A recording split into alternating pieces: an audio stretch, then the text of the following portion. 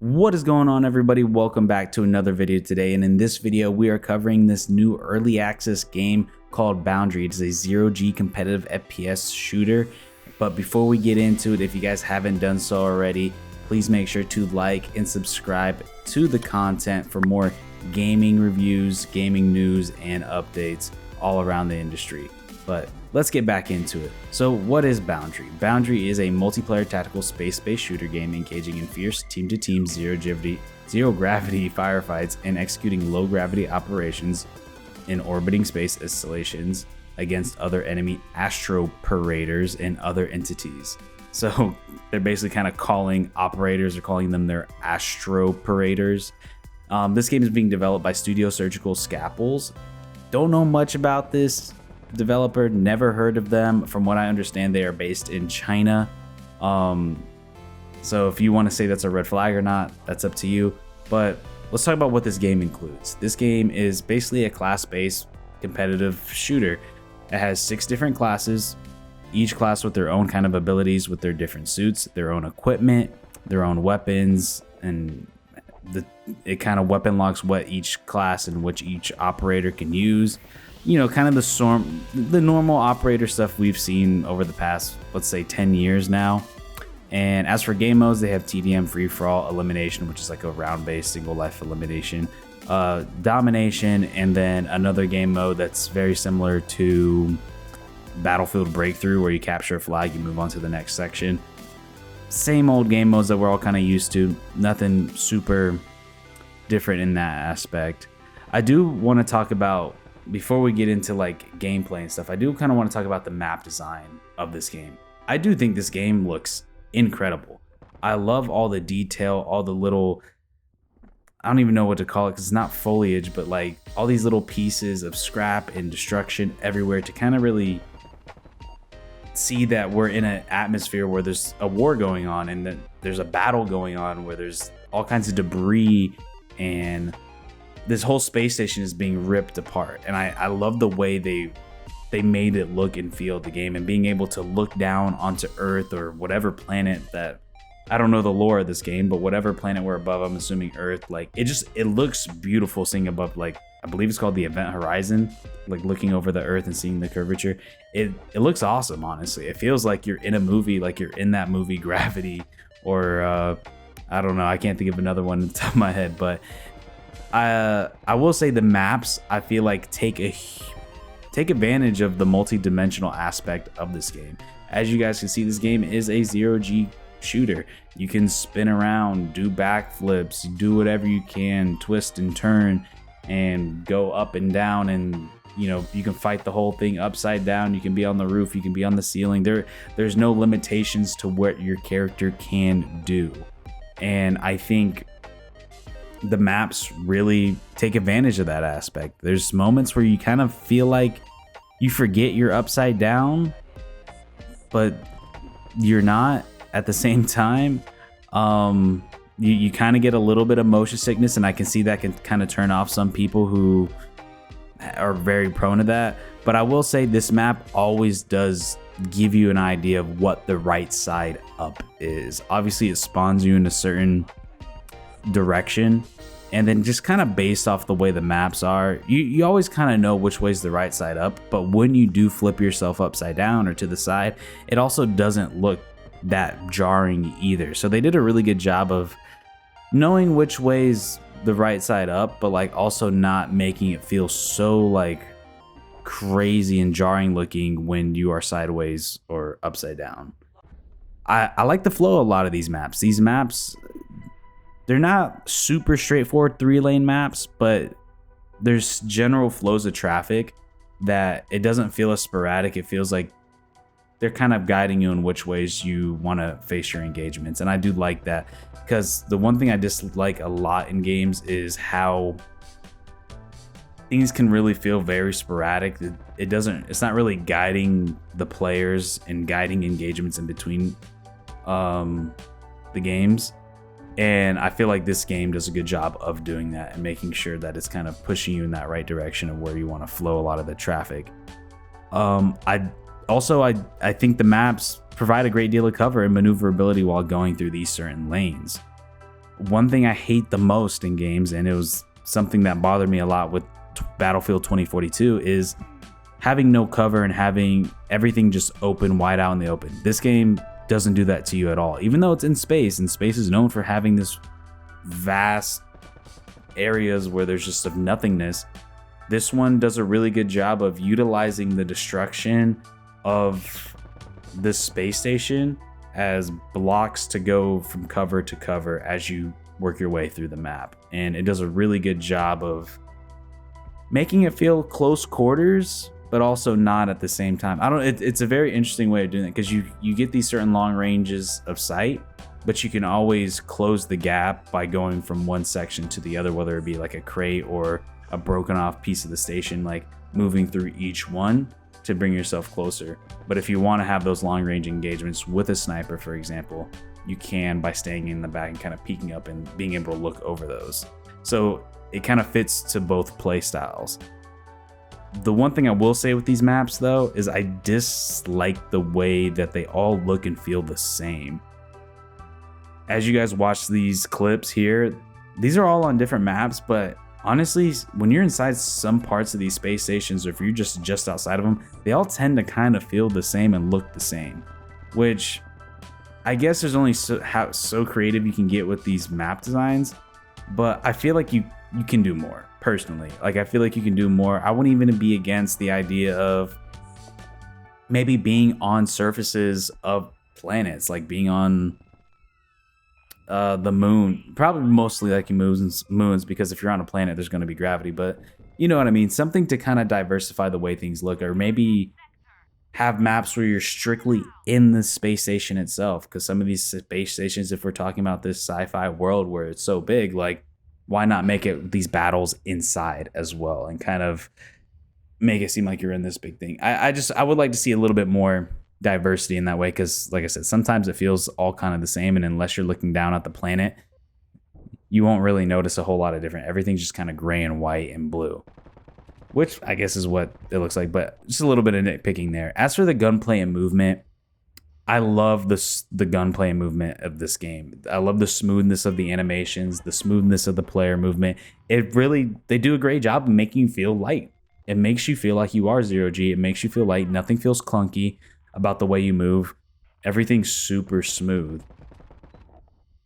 Sometimes a little too smooth to where you can't even tell if you're landing on something, because when you do come up to an object, you will feel your character kind of put its feet down, sort of. Sometimes you don't realize if you're on something or not, or sometimes you'll kind of be like sideways on that object. But other than that, the game feels super smooth. There is slight bugs when it comes to like spectating and other things, but it definitely, having this smoothness, the smoothness in the gunplay and in the player movement, obviously leans itself more towards an arcade, faster style of gameplay. And also with the equipment and the operators that you have, they make it to where you can also traverse the map a lot faster as well. Like, I used this character where he had a grappling hook, so I was grappling from place to place throughout the entire time. Certain operators are heavier and faster. So depending, even if you are a bigger player and a slower player, you can still kind of maneuver the map so quickly because of this Zero G aspect and having boosters and jumpers. It leans itself to where you kind of have the technicalness of being able to, you're not really leaning, but, you know, kind of lean and like do certain creative head peeks, but you're still having that arcadey style when it comes to like the speed of play and the speed of the games itself. This game is one of the most unique games I've ever played. It's unlike anything I've ever played before. The way you approach engagements, the way you have to think as you're going through sections of the map, you have to think so much more creatively when it comes to not only just going after players, but also evading players. This game has such a strong emphasis in evasive maneuverability. It's such a big, like, integral part of this game because of the way people can just easily get away. This game does tend to have, I want to say, a higher TTK, so it takes a little bit to kill people because of you have armor, you have to get through these suits, people can patch up their suits, so on and so forth. So it leans itself to really being able to get away and maneuver, but then not only just get away and maneuver, but be able to trick your enemy. So you got to be very careful when it comes to chasing players in this game, because, and I've done it myself, where people are coming after you, you're close enough to like a room or to like a corner or the edge of a crate to where you can go cut to the side, go upside down, be sideways, and because of that natural instinct of a player to, from what we've learned from any other FPS on loot, like boots on the ground type of FPS, you turn, you know there's going to be a guy right there to your right or to your left.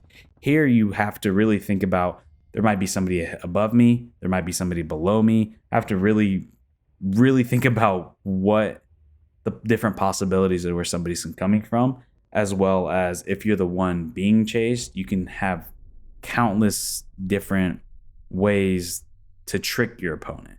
So that's kind of where the technicalness comes from, because now that everybody has this ability to do all kinds of crazy things, you at the same time you have to be kind of cautious at how you approach those things. One thing I did notice was the customizability.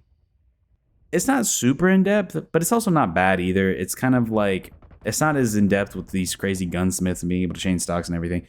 But to me, I think it's good enough to where you can, edit your different loadouts. There's a certain amount of cap. I want to say it's a weight limit. So you have to pick and choose your equipment and your guns and what you want to put on you based on the weight limit. Almost kind of like if you guys played Call of Duty, the pick 10 system, like sometimes you can go without a secondary if you opt to have a grenade. This is kind of the same way, but instead of like 10, it's based off a weight system, and each different thing has a weight. But like I said, when it gets to too much customized, I'm one of those people where I don't like things super extensive because it just feels too overwhelming, and I just don't want to deal with it. I want to be able to kind of get a general idea of like, all right, I want a sight, I want a grip, I like it a little bit more simple, and this game does that. So if you guys are a person like me who likes it not super simple, but a little extensive, but not too much to where it's like overwhelming, this is perfect for you. I did find mind you, this game is in early access, so I'm not going to fault it too hard, even though this game has been in betas and alphas for, I think, since 2019. The performance of this game is still very, very lackluster. It is, in perspective, I have a 2070 Super. As you guys know from my previous reviews, all my reviews are based off this graphics card. I found specific areas of the map, man, I would drop down to 10 frames. It'd be super rough. I averaged about like 80 on low settings. 60 to 80. I would like to get higher personally. I always try to shoot for like over 100 at least. But then there'd be certain parts of the maps where it just absolutely plummets down to like single digits, and it gets really rough. So if you have a mid to lower range PC, this could be pretty hard to run for you.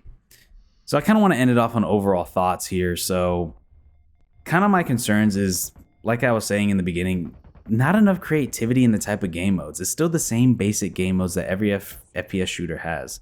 I would like to see more game modes that take advantage of the mechanics that are in this game.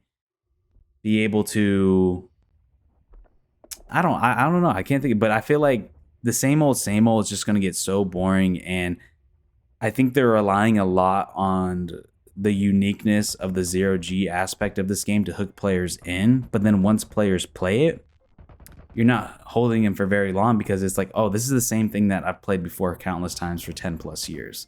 It doesn't offer anymore. It's not, or even players who are on the fence, like it's like, well, it's the same old game modes. I can play domination on Call of Duty.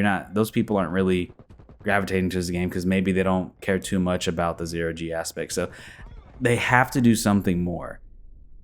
And that's just kind of what the gaming industry is you can't keep on doing the same old. You have to figure out how to keep players retained and come up with something that's unique and different, and not just rely on the mechanics of the game. You have to also provide a game loop that keeps people intrigued. Right now, the player count is at 100. It's extremely low. It did peak at 24,000 when the game first dropped, but due to server issues and other things and kind of things I'm mentioning here, it's been super low.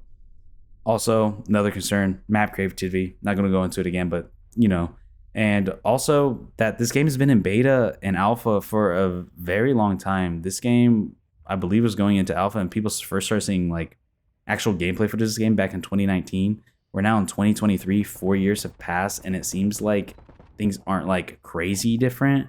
And it makes me worried that a game like this, that's just people have been talking about for so long and have seen so much of it for so long, that hype's already going to kind of die, and we're already kind of seeing it now. And when full release comes out, it's already kind of lost its opportunity to really stick out from the rest. And that's what makes me a little worried if I was a developer for this game. Also, some people can be very on edge about like potentially buying games from China. Look, that's a personal thing. That's up to you, but that could be a concern for some people, so I just want to bring it up. But I'm going to end off with some of the positives. I do love the idea. I love the concept. I think it pushes the envelope in the FPS space, and it does something different that we haven't seen before. But at the end of the day, I do think someone else will take this concept and make it better and push it even farther than what we're seeing here.